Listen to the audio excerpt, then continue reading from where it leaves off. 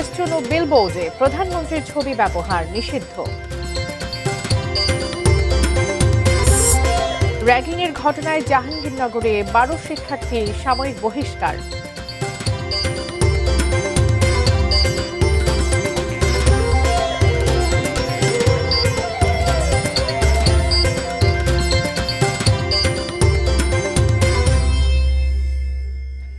দেখছেন ATN news. দেশের খবরে স্বাগত জানাচ্ছি আমি বাবলি ইয়াসমিন। এতক্ষণ নাসির সিনট্যাক্স গ্রুপের সৌজন্যে শিরোনামগুলো শুনছিলেন। এবারে বিস্তারিত। সরকারি অনুষ্ঠান উপলক্ষে প্রস্তুত করা ব্যানার, ফেস্টুন ও বিলবোর্ডে প্রধানমন্ত্রীর ছবি ব্যবহার পুরোপুরি নিষিদ্ধ করা হয়েছে। রোববার এ বিষয়ে মন্ত্রিপরিষদ বিভাগ থেকে পরিপত্র জারি করা হয়। এতে বলা হয়, সরকারি কোনো অনুষ্ঠান উপলক্ষে প্রস্তুত করা ব্যানার, ফেস্টুন ও বিলবোর্ডে প্রধানমন্ত্রীর ছবি ব্যবহার সম্পূর্ণরূপে নিষিদ্ধ করা হলো। সরকারি অনুষ্ঠানের ব্যানার, ফেস্টুন ও বিলবোর্ড প্রস্তুতের ক্ষেত্রে অনুষ্ঠানের বিষয়বস্তুকে প্রাধান্য দিয়ে প্রয়োজনীয় ও সামঞ্জস্যপূর্ণ তথ্য উপস্থাপন করতে হবে।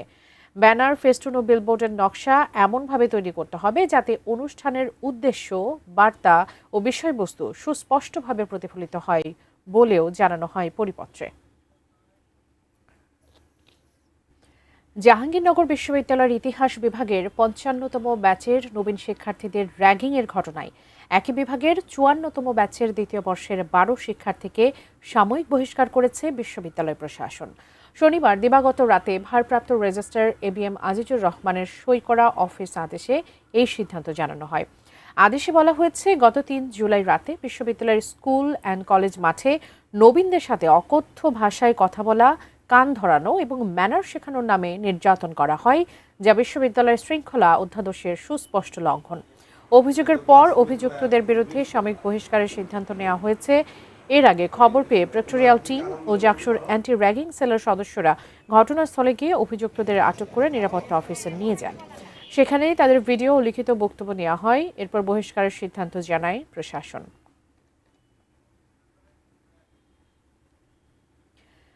মানিকগঞ্জের প্রায় 25 কিলোমিটার এলাকা জুড়ে পদ্মা ও যমুনা নদীর তীব্র ভাঙনে নিঃস্ব অনেক পরিবার।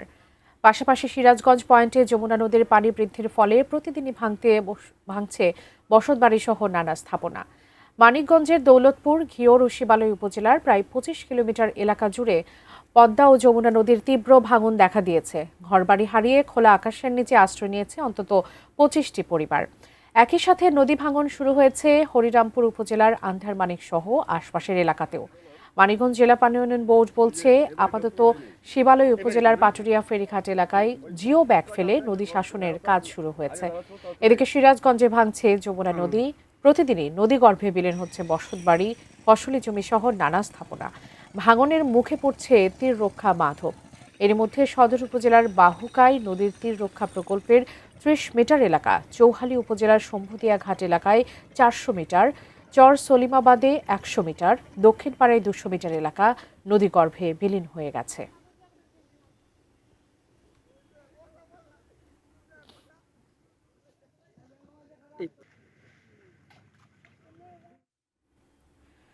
শরীয়তপুর শহরের সঙ্গে আশপাশের উপজেলাগুলোকে যুক্ত করা খালগুলো সবই এখন ভরাট হয়ে অস্তিত্ব হারানোর পথে।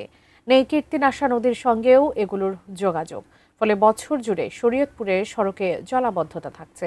একই অবস্থা অন্য উপজেলার খালগুলোরও। শরীয়তপুর প্রতিনিধি রোকনুজ্জামান পারভেজের পাঠানো তথ্য ছবি নিয়ে দেখুন ডেস্ক রিপোর্ট। শরীয়তপুর শহরের আঙ্গারিয়া থেকে সদরের বুড়িরহাট পর্যন্ত এ খালে একসময় চলত বড় নৌকা, এমনকি ছোট লঞ্চও। শহরের মনোহর থেকে কোটাপাড়া বা রাজগঞ্জ থেকে আটং পর্যন্ত খালও একসময় ছিল নৌযানে মুখর। ভেদরগঞ্জ, নড়িয়া, ডামুড্ডা ও জাজিরা উপজেলার সঙ্গে সদরের যোগাযোগের প্রধান মাধ্যম ছিল এ খালগুলো। তবে সেসবই এখন ইতিহাস। শুকনো সরু খাদ দেখে শুধু বলা যায় একসময় এখানে খাল ছিল। পদ্মা, মেঘনা ও কীর্তিনাশা নদী বেষ্টিত শরীয়তপুর জেলা জুড়েই রয়েছে ছোট বড় অসংখ্য খাল। দখল আর ভরাটে তার বেশিরভাগই এখন মৃত। পানি সরতে না পারায় জলাবদ্ধতা যেন শরীয়তপুর শহরের সারা বছরের সঙ্গী। বৃষ্টি হলে তো কথাই নেই। খালে পানি না থাকায় সেচ সুবিধা পাচ্ছেন না কৃষকরা। কৃষি বিভাগের হিসাব মতে জেলার অন্তত 30,000 হেক্টর জমি জলাবদ্ধতার শিকার। আর নৌপথে যোগাযোগ সে তো কেবলই স্মৃতি। বড় বড় নৌকা গেছে, চাঁদপুর থেকে আইসে নৌকা গেছে, এই খাল দিয়ে স্পিড বোট গেছে, ওই যে ছোট ছোট লঞ্চ যেটা। এটা তো আমি এক সময় নৌকা হয়ে গেছে, পদ্মার সাথে কানেক্ট ছিল। রুদ্রকর, তারপরে ধানকা, আপনার মাকসাহার, এই খালের পানিতে কিন্তু সব শেষ। খাল থাকার দরুন পানি নামতে পারছে। এখন বৃষ্টির পানি মনে করেন দোকানে উঠে যায়। জায়গা ভরট করে রাখছে, দখল করে রাখছে। অনুরোধ করব যেন খালগুলো পুনরুদ্ধার করা হয়। খাল পুনরুদ্ধারে দ্রুতই মাঠে নামবে প্রশাসন, আশ্বাস জেলা প্রশাসকের। এগুলাকে দখলমুক্ত করা, সেই ব্যাপারে নির্দেশনা আমরা অলরেডি দিয়েছি। আশা করি 1-1.5 মাসের মধ্যে আমরা একটা ভালো সুফল পাবো। আপনারা দেখবেন যে অনেক খালই দখলমুক্ত হয়ে গিয়েছে। নদী বেষ্টিত শরীয়তপুরের খালগুলো আবার প্রাণ ফিরে পাক, উপকৃত হোক কৃষি ও জনজীবন, দাবি জেলাবাসীর। Shahidul Rana, desk report, ATN news. দেশের খবরে সময় হলো একটা বিরতি নেবার, ফিরছে কিছুক্ষণের মধ্যে।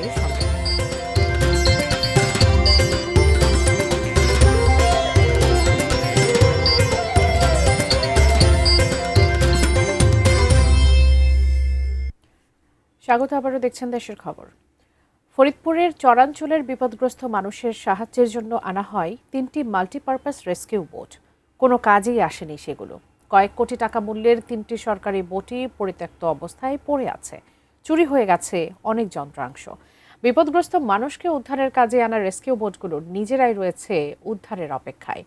ফরিদপুর প্রতিনিধি কামরুজ্জামান সোহেলের তথ্য ছবি নিয়ে দেখুন ডেস্ক রিপোর্ট।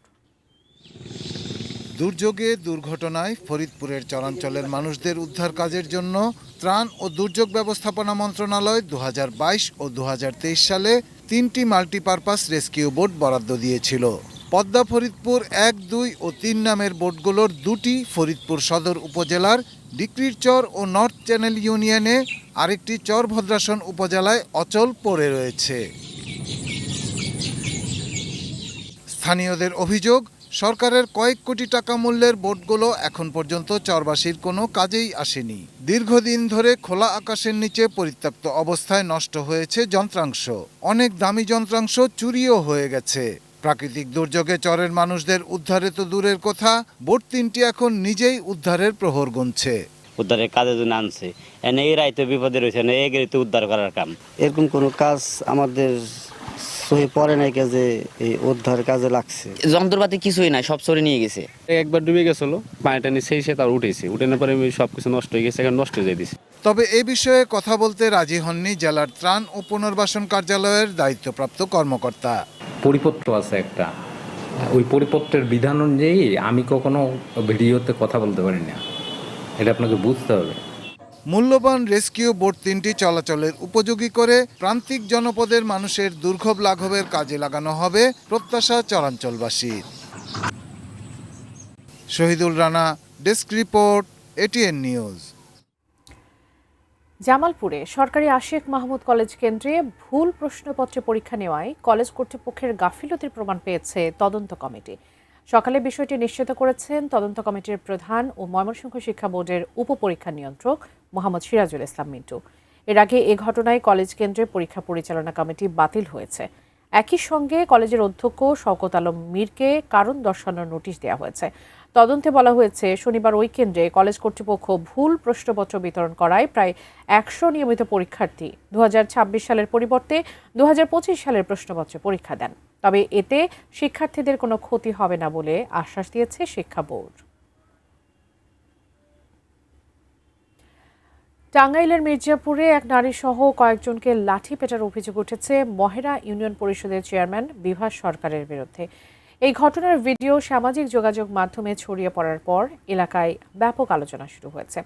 ভিডিওতে দেখা যায় চেয়ারম্যান বিভাস সরকার হাতে লাঠি নিয়ে এক ব্যক্তিকে মারধরের পর প্রতিবাদ করতে আসে এক নারীকেও পিটিয়েছেন। জানা গেছে 27 জুন উপজেলার তেঘরি কেশব গ্রামে জমির উপর রাস্তা নির্মাণকে কেন্দ্র করে এই ঘটনা ঘটে। ভুক্তভোগী বাসন্তী রানীর অভিযোগ, তাদের ব্যক্তি মালিকানাধীন জমির উপর জোর করে রাস্তা নির্মাণের চেষ্টা করলে বাধা দেওয়ায় তাকে, তার স্বামী রামগোপাল সাহা ও মেয়ে পায়েল সাহাকে মারধর করা হয়। স্থানীয়দের দাবি, জমিটি নিয়ে দীর্ঘদিন ধরে বিরোধ চলছে। এই ঘটনায় অভিযুক্ত চেয়ারম্যান বিভাস সরকার জানান, ওই মহিলা ভালো না, বাউন্ডারির বাইরেও স্কুলের 5-6 ফুট জায়গা আছে। উপেন্দ্র চলাচলের জন্য সেখানে রাস্তা করার সময় বাধা দেওয়ায় তাদের কঞ্চি দিয়ে পিটিয়েছে।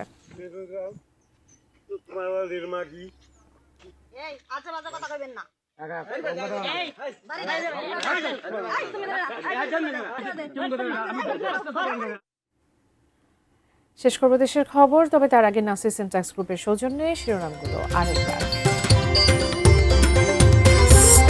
ব্যানার, ফেস্টুন ও বিলবোর্ডে প্রধানমন্ত্রীর ছবি ব্যবহার নিষিদ্ধ। র্যাগিংয়ের ঘটনায় জাহাঙ্গীরনগরে 12 শিক্ষার্থী সাময়িক বহিষ্কার। পদ্মা যমুনায় ভাঙন, আন্তঃকৃত সিরাজগঞ্জ ও মানিকগঞ্জের নদী পাড়ের মানুষ। অযত্নে পড়ে আছে ফরিদপুরের চরের মানুষের জন্য কেনা 3টি রেস্কিউ বোট।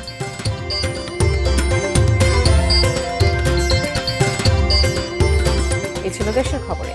এতক্ষণ সঙ্গে থাকার জন্য ধন্যবাদ সবাইকে।